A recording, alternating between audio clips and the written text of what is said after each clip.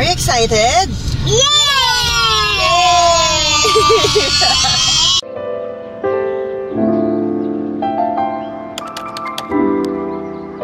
Okay. Hi. Hi. Good morning.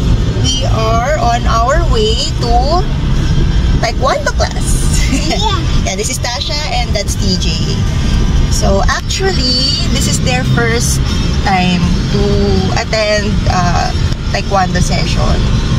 So napag-usapan namin kasi ng husband ko na why not we involve our kids into sports.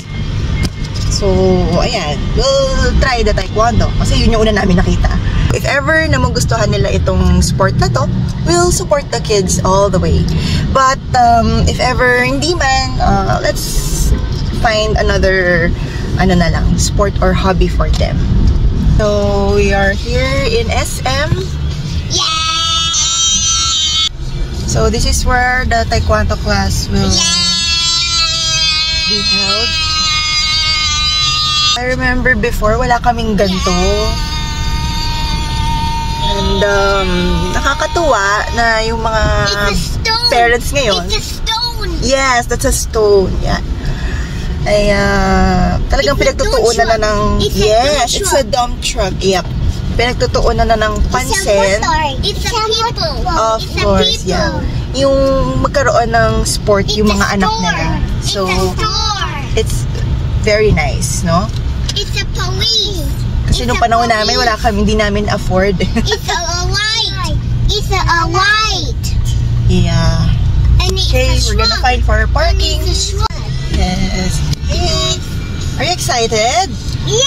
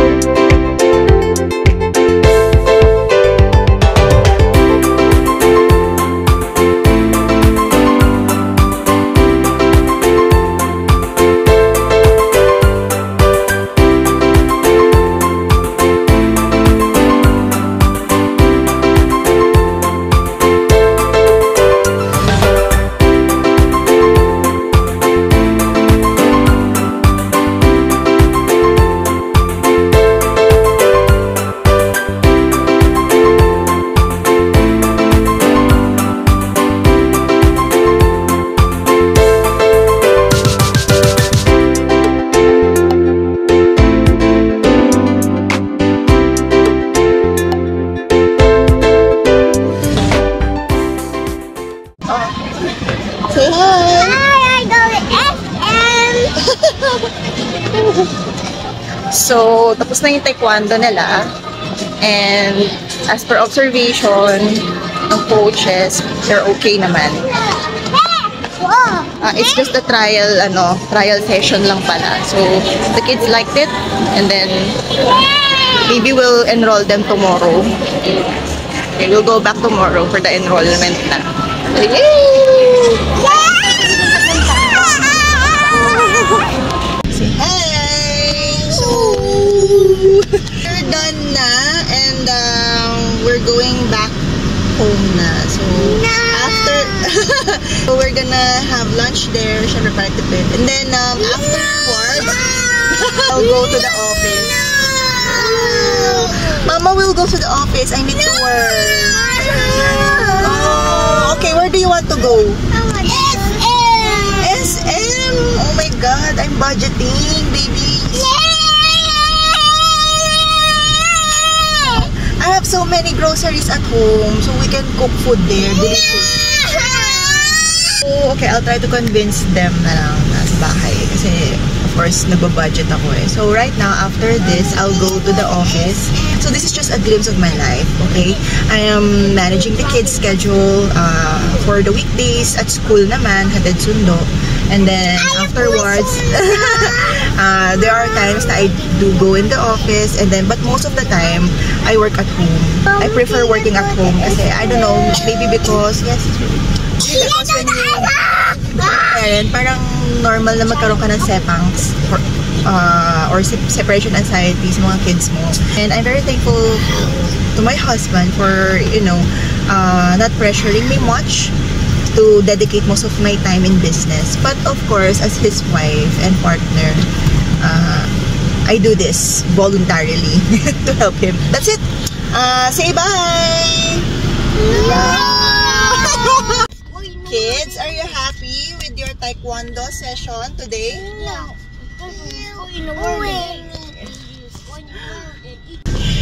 Okay, finally, I get to convince my kids that Mama will go to work muna. I'm gonna go sa office, mag-aayos ako ng payroll for this week.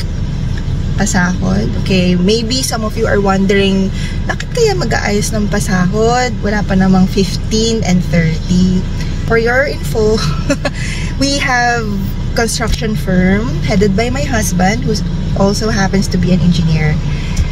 And I'm helping him in managing the business with regards to the admin, marketing, and people management as well. Tutulungan ko siya doon. And right now, he's in one of our sites, project sites, kaya ako muna sa office. I'm happy that the kids are okay na, kalmado na sila kasi kanina talagang nagagalit sila, nagwawala sila. They want to come with me. Ang hirap, no, bilang as a parent, gusto mo kasama mo lagi yung kids mo. Kaya I do prefer working at home.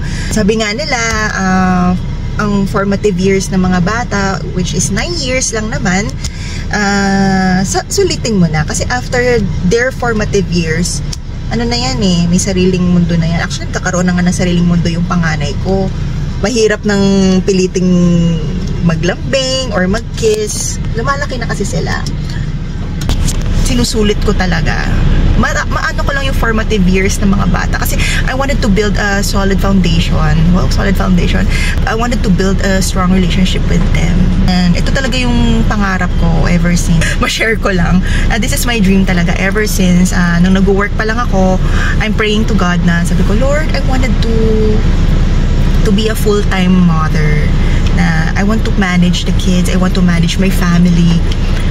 Not manage to the extent na parang papakialaman ko na every decisions that they will make. No. Not managing na ganon. Hindi ganong klaseng managing. So, yung mga everyday life lang, hands-on ka ba? Yun. I'm happy na tinugon ng Panginoon yung dream ko. And I'm grateful naman, again, ulitin ko, to my husband for hindi naman niya ako pinipressure because I wanted to dedicate most of my time talaga sa kids sa bahay. And syempre may mga misconceptions lang na ang sarap ng buhay ni kasi sa bahay lang siya, sa bata. No, it's not like that. No, mahirap po kaya. But then, kahit mahirap, I do enjoy it. Yun naman ang mahalaga. Sabi ng asawa ko, basta masaya ka sa ginagawa mo, you enjoy everything that you do, suportahan kita. Hindi kita pipilitin na everyday kang pumunta sa office kasi I know that your heart is in the kids, is in the home. So yun. But then, hindi ko naman siya pababayaan syempre to manage our business. I'm doing this at kahit nasa bahay ako, I'm monitoring remotely. Diba? So I'm going to the office na, mag-aayos na akong pasahod. See you later. Bye! Hi everyone! Welcome to our humble office, the Summit Works Construction. This is my husband's table and ito yung table ko. Ayan, dami kalat.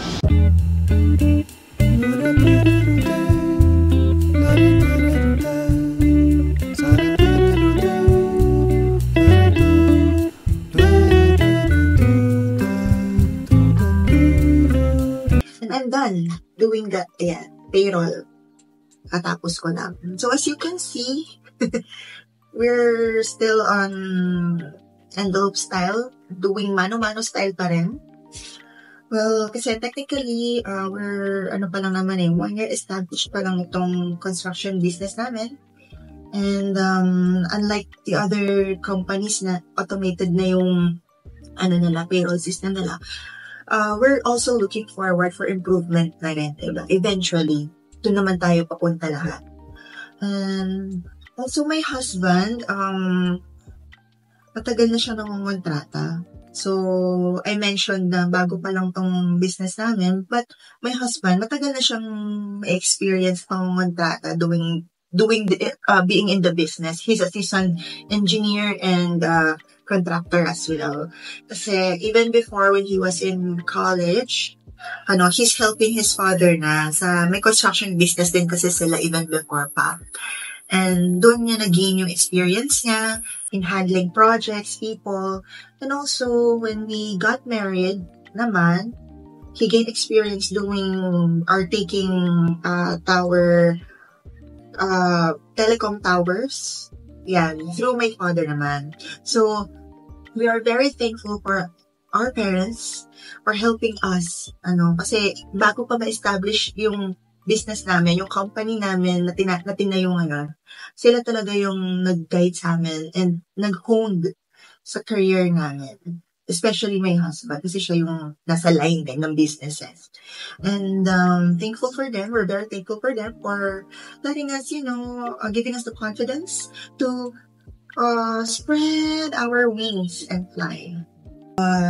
That's it. While waiting for them, maybe I'll just continue my online classes kasi during my free time, I'm doing online classes for of course, for my career development na rin, diba? And for my credentials.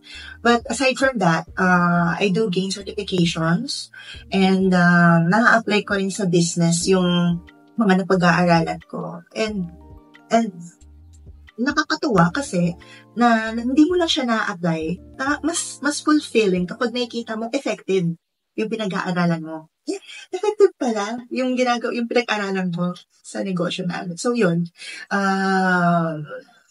it's good. It's good to have those kind of education. So I encourage, if you're watching, I encourage all of you to, try doing classes then or learn something. Hindi man class, try to do something where we can learn a new skill, a new information, kasi we will gain from it then. It will increase our value then as a person and as a professional. So, yun lang. And maybe after this, pagdating nila, papamigay lang namin ito, yung mga sakod ng tao, and that's it. Uwi na kami to our kids. Or maybe kakain lang sa labas for dinner. So, that's it. It's just a glimpse of my life that I showed you. And hopefully, you enjoyed watching my kids then kanina in their taekwondo trial session. So, see you again when I see you. Thank you very much. Goodbye.